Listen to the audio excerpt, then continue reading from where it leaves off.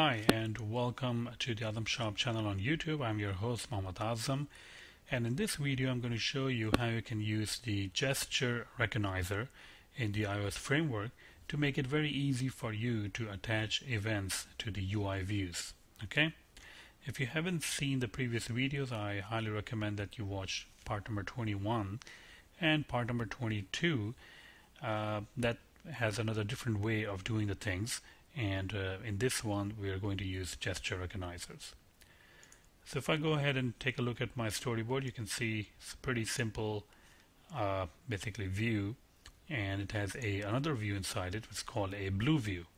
Okay, so if I go to my header file, you can actually see that I'm creating an IB outlet of a UI view. It's called a blue view, and everything is connected and everything, so you don't really have to worry about that. So now what we're going to do is we are going to create the gesture recognizers. Okay, let me get the name because I always forget the name of that thing. Okay, tab gesture recognizer. So UI tab gesture recognizer, and you can say one finger double tap or two taps.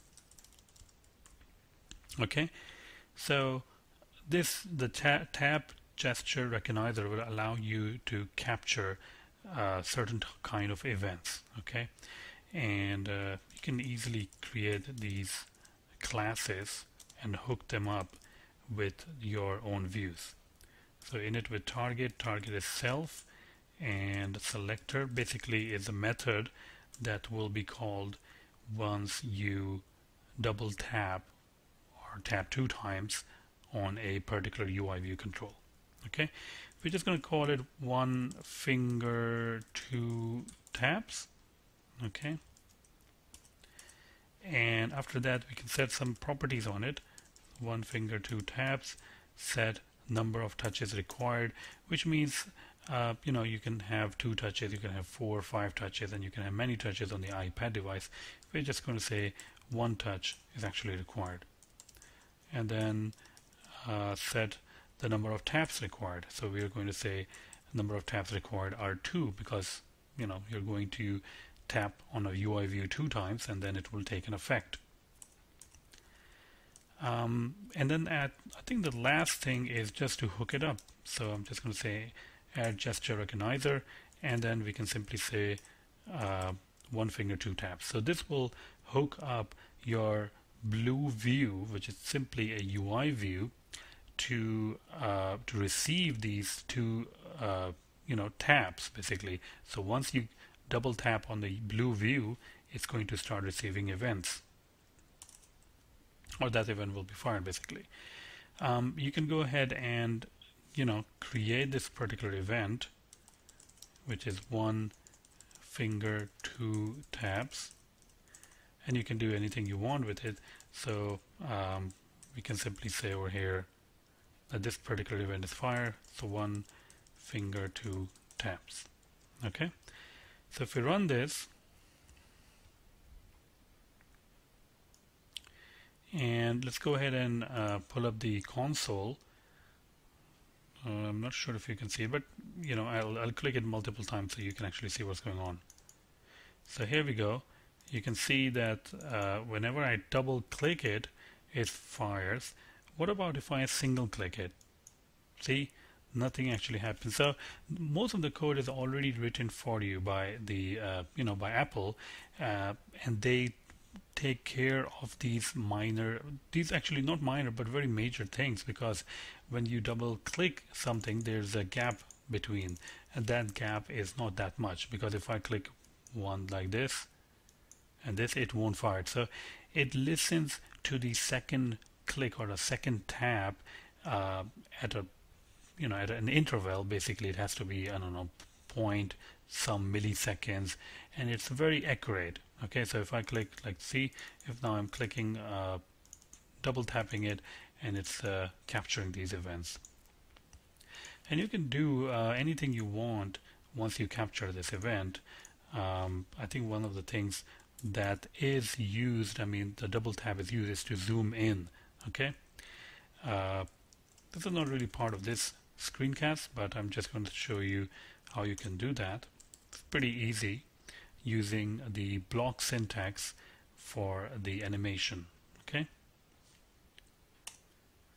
so if you want to animate using block syntax, it's pretty easy. And self dot blue view dot, I think it's called transform, and CG transform scale, and just make it twice the size. Okay, so let's run it again. Now instead of actually displaying the message onto the console, we're going to do something visual. So once you click on it 2 times, you can see that there's a gradual animation, and it goes, it increases in size and becomes like 2 times bigger, right? You can have some other events. I mean, you can have UI swipe gesture recognizer, and we can do that, UI swipe gesture recognizer. And now you can swipe from pretty much in any direction, up to down, down to up, left to right, and right to left. So we are going to say 1 finger left swipe, and the syntax is pretty much the same, for all the gesture recognizers. And over here we can also say the selector, and we can say 1 finger left swipe, and I think we can set the direction now. So 1 finger left swipe, swipe, and then UI swipe direction is left. So it will only be called when you are doing a left swipe. Okay. Now in the end, you can simply attach this particular gesture recognizer to the view, and you can say 1 finger left swipe. Let's actually implement this method. And all of this can actually be done from a UI point of view also. So they have the controls that you can simply drag and drop on your interface builder or your the storyboard, and then you can hook it up. But I like to show you behind the scene what actually happens and how you can use these classes to do different things. Okay, so UI view animate with duration 2.0. 2.0 I mean 2 seconds basically, and let's actually finish this up. So what you want to do is when you swipe to the left, I'm just going to do a CG rectangle frame, and then CG rectangle make, basically this position, self dot blue view dot frame dot origin dot y. Pretty much every other thing will remain the same, and this is what size dot width, and self dot blue view dot frame dot size dot height. And then finally we can assign this thing, so self dot blue view set frame, and then we can simply assign the new frame to it. Okay, so let's run this, and let's actually swipe left, and you can actually see that the view now is moving onto the left hand side. If I swipe right, nothing will happen, and now I'm swiping left, but it is already in that position, so it's not going to move anywhere. So you can do many kind of animation effects and many different kind of effects that you also see in the games using the UIGestureRecognizer, and you have already seen that how easy it is to attach the gesture recognizers to the UI view control and all that. Okay, so I hope you like this video, and if you do and you are interested in contributing, you can always give donations to PayPal at the email address, which is azamsharp@gmail.com. Now I will be writing an article, a very detailed article about the gesture recognizers, and about what I discussed in part number 21 and 22, which was the touches begin event and touches cancel event. So check out the website also, and website you should know by this time now, right? highoncoding.com. Go over there, read. There are many different articles over there that you will enjoy.